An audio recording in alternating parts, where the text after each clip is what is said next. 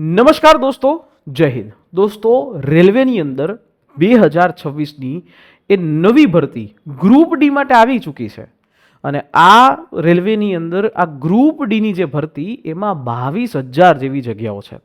જો આપણે આ ભરતીની અંદર પાસ કરવા માટે તમારી પાસે સૌથી મોટી એવી તક છે.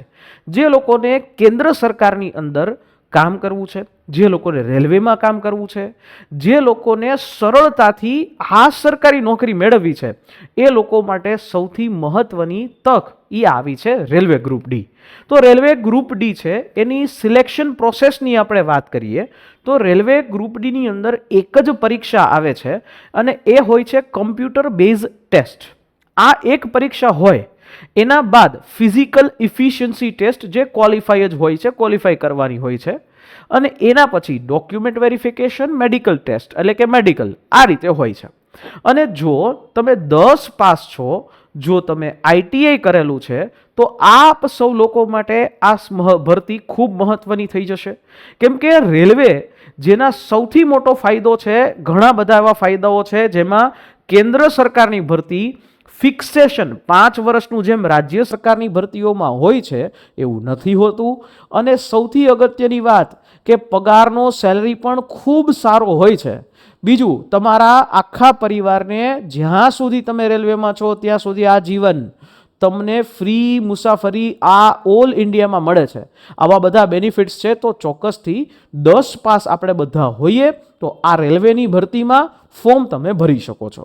હવે વાત થઈ કે આની અંદર એક પરીક્ષા છે, એ સિલેબસ સમજી લ્યો, આખી વિગતે ચર્ચા કરી લો. અને દરેક લોકો જો આમાં સ્ટ્રેટેજીની સાથે મહેનત કરશે, દરરોજની ખાલી 2 કલાક આપે ને, તોય આ પરીક્ષા આવે લગભગ એપ્રિલ મહિના આસપાસ, એપ્રિલ મે મહિનાની આસપાસ, તો તમે આ પરીક્ષા ક્વોલિફાય કરી શકો છો, તમે આ પરીક્ષામાં પાસ થઈ શકો છો. જુઓ, સમજો કઈ રીતે. તો કે જો આ પરીક્ષા છે બરાબર, અને આ આખી જે પરીક્ષા આવશે એ કેવી રીતે આવશે, તો કે આ જે પરીક્ષા છે એ કમ્પ્યુટર બેઝ ટેસ્ટ છે, જેને કહેવાય સીબીટી. એક જ પરીક્ષા, 100 પ્રશ્ન હશે, 100 માર્ક હશે, અને એના માટે તમને 90 મિનિટનો સમય છે એ આપવામાં આવશે. નેગેટિવ માર્કિંગ કેટલું છે, તો કે 0.3 એટલે સોરી 0.33 આ તમારું નેગેટિવ માર્કિંગ હોય. ક્લિયર? હવે તમારું જે ફોકસ છે એ ક્યાં હોવું જોઈએ, એક વસ્તુ એ સમજી લ્યો. આનું વેઇટેજ સમજી લ્યો. જો અહીંયા જે વેઇટેજમાં જુઓ તો 25% એટલે 25 પ્રશ્નો મેથ્સના આવશે, બરાબર. 30 પ્રશ્નો છે રિઝનિંગના આવશે. એટલે આ રીતે તમે જોવા જાઓ તો સ્કોરિંગ તમારો સબ્જેક્ટ કયો થઈ જાય, સીધો 55 માર્કવાળો મેથ્સ અને રિઝનિંગ, જેનાથી સ્કોર થશે, સ્કોરિંગ થશે, એમાં રોકડિયા માર્ક લઈ શકશો. અને આની સાથે જનરલ અવેરનેસના 20 પ્રશ્નો અને સાયન્સ છે એના 25 પ્રશ્નો આ રીતે આવશે. સાયન્સના 25 પ્રશ્નો. તો સૌથી મોટો વેઇટેજ છે એ રિઝનિંગનું છે. હવે અહીંયા આ 4 વિષયના મહત્વના જે ટોપિક્સ છે એની વિશે પણ તમને ડિસ્કસ કરી દઉં. મેથ્સ છે એને હું 2 ભાગમાં કરું છું. એક તો કે બેઝિક કહેવાય, કે જે બેઝિકની અંદર તમે જુઓ તો નંબર સિસ્ટમ, સંખ્યા પદ્ધતિ, એલસીએમ, એચસીએફ આવે, પછી બોર્ડમાસ આવે છે, પછી દશાંશ અને જે ડેસિમલ્સ અને ફ્રેક્શન્સ છે એ આવે. હવે આ જે સબ્જેક્ટ એટલે કે આ 4 ટોપિક્સ છે ને, આની અંદર તમારી સ્પીડ છે એ મેટર કરે છે, બરાબર. આજે લોકોને આના દાખલાઓ આવડે છે, પણ એના જે દાખલાઓ છે એ શોર્ટકટ ટ્રિક્સની સાથે એ થવા જોઈએ. વિધિન અ 10 સેકન્ડમાં જવાબ આવી જવો જોઈએ. તમને આની કોઈ પણ જે આ ટોપિકની શોર્ટકટ ટ્રિક્સ છે એ ખબર હોવી જોઈએ. અને એના પછી જે બીજો ભાગની અંદર આપણે જોઈએ મેથેમેટિક્સની અંદર, જેમાં હું એને ડિવાઈડ કરું છું 3 અલગ અલગ પાર્ટમાં. જેમાં એક કોમર્શિયલ પાર્ટ એટલે કે પર્સન્ટેજ આવે, ગુણોત્તર પ્રમાણ એટલે કે રેશિયો પ્રપોર્શન આવે, એવરેજ સરેરાશ આવે, પ્રોફિટ લોસ આવે, અને સાદું વ્યાજ, ચક્રવૃદ્ધિ વ્યાજ, આ બધું આવે. પછી ટાઈમ એન્ડ ડિસ્ટન્સમાં છે સમય, કામ, ઝડપ, સમય, ઝડપ, અંતર, ટ્રેન સંબંધી પ્રશ્નો, હોડી સંબંધી પ્રશ્નો, આ વસ્તુ પૂછાય. અને એડવાન્સ લેવલ ઉપર જેને કહેવાય આવે મેન્સ્ચ્યુરેશન એટલે કે ક્ષેત્રફળવાળા દાખલાઓ આવે. અને જે ક્ષેત્રફળવાળા દાખલાઓની સાથે સાથે ડેટા ઇન્ટરપ્રિટેશન આવે. તમને કોષ્ટક આપ્યું હોય એ કોષ્ટકમાંથી તમારે એનું ઓબ્ઝર્વેશન કરી જવાબ લઈ આવવાનો હોય. તો આ મેથેમેટિક્સના એ ટોપિક્સ છે કે જે તમારા સિલેબસમાં છે. બીજી વસ્તુ, સૌથી સ્કોરિંગ અને સૌથી મોટું વેઇટેજ છે રિઝનિંગનું. રિઝનિંગ જો તમે એને મેથડની સાથે કરો તો ઇઝી છે. જો તમે રિઝનિંગને મેથડ સાથે સમજો અને એની ઉપર પ્રેક્ટિસ કરો તો સૌથી સિક્યોર્ડ 30માંથી 30 માર્ક પણ થઈ શકે.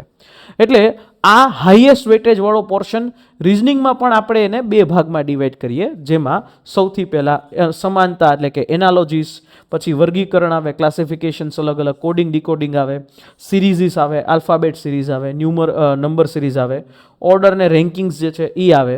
પછી રિઝનિંગના જે બીજો પાર્ટ છે તો એમાં તમે સમજો તો એમાં લોજિકલ રિઝનિંગ આવે અને નોન વર્બલ રિઝનિંગ આવે. લોજિકલ રિઝનિંગ છે એમાં સિલોગિઝમ્સ છે, વેન ડાયાગ્રામ છે, બ્લડ રિલેશન છે, મેથેમેટિકલ ઓપરેશન્સ છે, પછી એમાં દિશાઓવાળા પ્રશ્નો પણ હોય છે. એટલે આવી વસ્તુઓ છે એ આની અંદર આવે.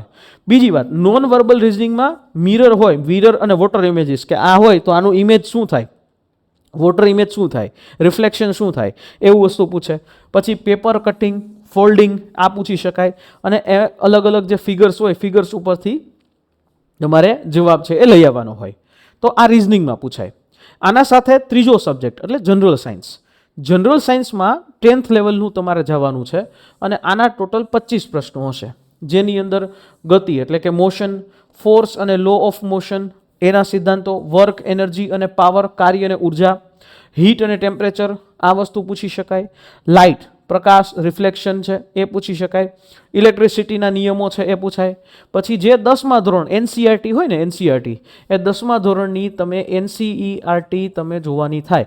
એટલે અહીંયા જે છે ને તમારે એ એનસીઈઆરટી ક્યાંની ફોલો કરવાની થાય તો કે આ એનસીઈઆરટી જે છે એ 6th થી લઈ અને 10th સુધીની જે જનરલ સાયન્સ આવે છે એ જનરલ સાયન્સની તમારે એનસીઈઆરટી ફોલો કરવાની થાય. એમાં મેટર એટલે કે દ્રવ્ય હોય, તત્વ અને સંયોજનો છે, એસિડ બેઝ એટલે કે એસિડ અને બેઝ હોય, પછી રાસાયણિક પ્રક્રિયાઓ છે, કોષ એટલે કે સેલ્સ છે, પોષણ, રોગો અને પર્યાવરણના થોડા ઘણા ટોપિકો સમજવાના થાય. પછી ચોથો સબ્જેક્ટ આવે જનરલ અવેરનેસ. જનરલ અવેરનેસની અંદર સ્ટેટિક જીકે પણ આવે અને કરંટ અફેર્સ પણ આવે. બરાબર છે. જેમાં સ્ટેટિક જીકેમાં જુઓ તો હિસ્ટ્રી, જિયોગ્રાફી, કલ્ચર, ઇકોનોમી આ બધી વસ્તુઓ આવે. આની સાથે સાથે રેલવેની જે લગતી જે બાબતો હોય, રેલવેથી રિલેટેડ જે છે અવેરનેસ છે એ પૂછી શકાય. ગવર્મેન્ટ ઓફ ઇન્ડિયાની જે યોજનાઓ છે એ પૂછી શકાય. ટ્રાન્સપોર્ટેશન સેક્ટર રેલવેનું વિશેના જે પ્રશ્નો છે એ પૂછી શકાય. બરાબર. અને સાથે સાથે જનરલ અવેરનેસમાં કરંટ અફેરનો પોર્શન આવે. કરંટ અફેર્સમાં નેશનલ અને ઇન્ટરનેશનલ લેવલના ન્યૂઝ જે કરંટમાં હોય એ પણ કેટલા મહિનાનું પૂછાય, જે 6 થી 8 મહિનાનું કરંટ અફેર્સ આવે. સ્પોર્ટ્સ આવે, ઇમ્પોર્ટન્ટ ડેઝ આવે, સાયન્સ એન્ડ ટેકનોલોજી આવે, અલગ અલગ પુરસ્કારો જેમ કે હમણાં જ પદ્મશ્રી, પદ્મભૂષણ એવા પુરસ્કારોનું જે જાહેરાત થઈ તો એનાથી રિલેટેડ ક્વેશ્ચન્સ છે એ તમને અહીંયા પૂછાય. આ જનરલ અવેરનેસ સ્ટેટિક જીકેનો પાર્ટ. સ્ટેટિક જીકે એવું છે કે જેને તમારે એવરીડે કરવું પડે, દરરોજના કરવું પડે, દરરોજની 1 કલાક કરવું પડે, એના સાથે વીકલી 1 વખત જોવું પડે અને મહિનામાં 1 વખત એટલે મંથલી પણ જોવું પડે. બરાબર. તો તમારી પાસ થવાની જે સ્ટ્રેટેજી ઉપર જો આપણે ચર્ચા કરીએ તો મેથ્સ અને રિઝનિંગ એવું ફેક્ટર છે કે જે તમારા રોકડિયા માર્ક આવી દેશે. એમાં તમારી જેટલી વધારે પ્રેક્ટિસ, ફાસ્ટલી પ્રેક્ટિસ કરશો, એક્યુરસીની સાથે પ્રેક્ટિસ કરશો, જવાબ આ જ આવે તો જે છે એ તમે કરી શકશો. સોશિયલ સાયન્સમાં લોકો છે ને ગોખણપટ્ટી કરતા હોય, પણ ગોખણપટ્ટીની તમારે કોઈ ટોપિક હોય એને સમજવો પડશે. અને એની સાથે સાથે જનરલ અવેરનેસમાં તમારે ડેઇલી રિવિઝન એટલે અને સાથે સાથે તમારે ડેઇલી કરંટ અફેર્સ કરવા પડશે. એટલે આમાં તમારી જે ડેઇલી રૂટીન છે ને, તમે ખાલી દિવસનું 2 કલાક પણ કાઢો ને તો પણ શક્ય છે. જેમ કે ડેઇલી રૂટીનમાં તમે રિવિઝન કરો, વાંચો, રીડિંગ કરો, એની મોક ટેસ્ટ, એના ક્વેશ્ચન્સ જુઓ અને એની સાથે સાથે તમને કયા ક્વેશ્ચન્સ નથી આવડ્યા તો એ ક્વેશ્ચન નથી આવડ્યા ટોપિક લખી લ્યો અને ફરી પાછું એને તમે વાંચી લ્યો અથવા તો એના વિશે કામ કરી લ્યો. મેથ્સના ટોપિક હોય તો એ તમે ફરી પાછું સમજી લ્યો. બરાબર. આ રીતે થાય. ક્લિયર? તો અહીંયા આખું એક ચેકલિસ્ટ મેં તમને આપી દીધું છે.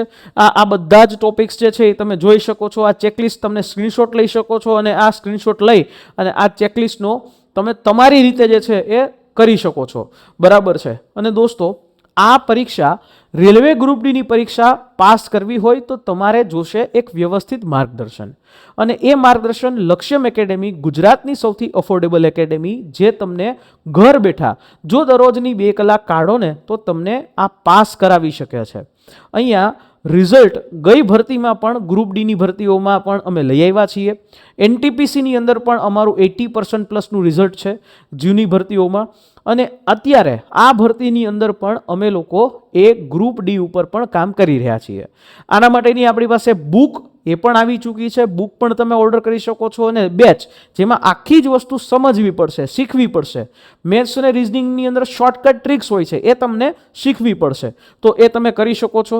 જો તમે ખાલી બેચ છે એ લ્યો છો તો તમને 1999 પડે છે, લાઈવ લેક્ચર્સની સાથે ટેસ્ટ સિરીઝ પણ મળશે, ટોપિક ટેસ્ટ, મોક ટેસ્ટ, આ બધી જ વસ્તુઓ છે એ તમને આપવામાં આવશે.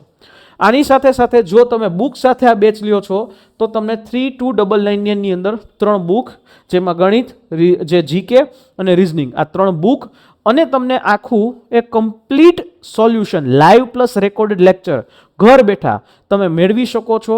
2 કલાક કાઢો, ચોક્કસથી કેન્દ્ર સરકારની નોકરી છે એ તમે કરશો.